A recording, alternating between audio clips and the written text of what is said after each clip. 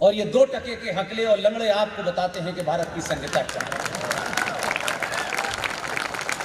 इसलिए समझते हैं कि फिल्मों से दुनिया चल रही है। भाई, फिल्मों से नहीं चल रही है।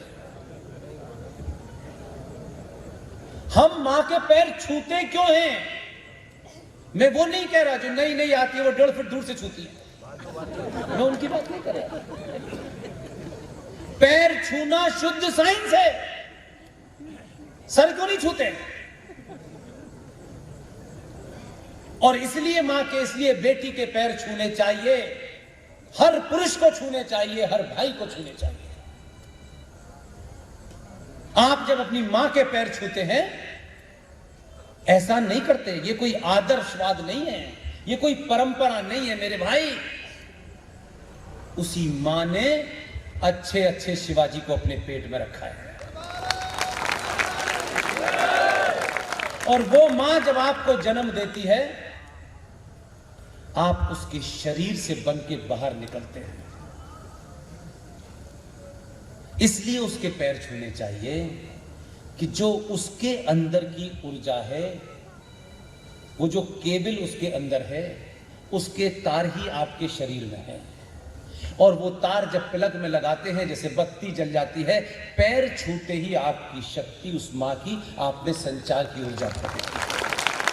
क्योंकि वो जानती है, क्योंकि उसका नेगेटिव पॉजिटिव तार पैर छूते ही ऊर्जा मिल जाती है। आप उसको आम जिंदगी में देखिए कि जब बच्चा छोटा होता है और मां जब बाहर से आती है तो बच्चा भाग करके मां के गले लगता है और वो 2 मिनट के बाद फिर चार्ज हो जाता है, फिर वो ये फेंकता है, फिर वो फेंकता है। वही चार्जर है मां, वो चार्जर है जहां से मोबाइल आपकी जिंदगी का चार्ज होता है। इसलिए उसके पैर छूए।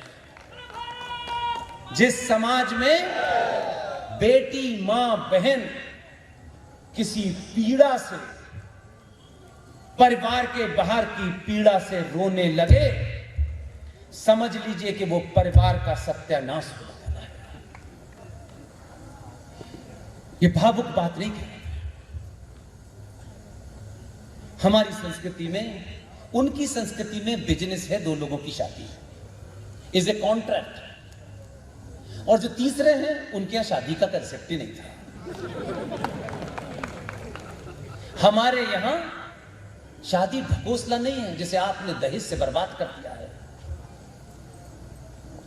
शादी एक बंधन है, उस बंधन को मरते दम तक निभाना है। और मां क्या है? हम मां को लेकर के, हम मां, गंगा मां क्यों कहते हैं? गंगा पिता क्यों नहीं कहते? मां गंगा, मां जमुना, मां सरस्वती, कृष्णा नदी, ये सब मां के नाम पे क्यों हैं? तो मां हमारे लिए क्यों महत्वपूर्ण है? मां ही दुनिया की वो सच्चाई है। जैसे अनंत अनंत काल से सूरज पूरब से निकलता है, दुनिया कितनी भी बदल जाए वो पूरब से ही निकलेगा।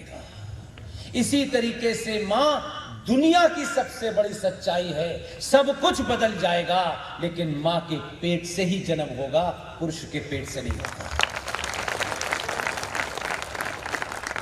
और मां हमारे साहित्य में, हमारे संस्कारों में इसलिए उसको यह दर्जा दिया गया है क्योंकि उससे बड़ा, जब तक ये संसार है, जब तक ये मनुष्य है, मां का रिप्लेसमेंट नहीं हो सकता।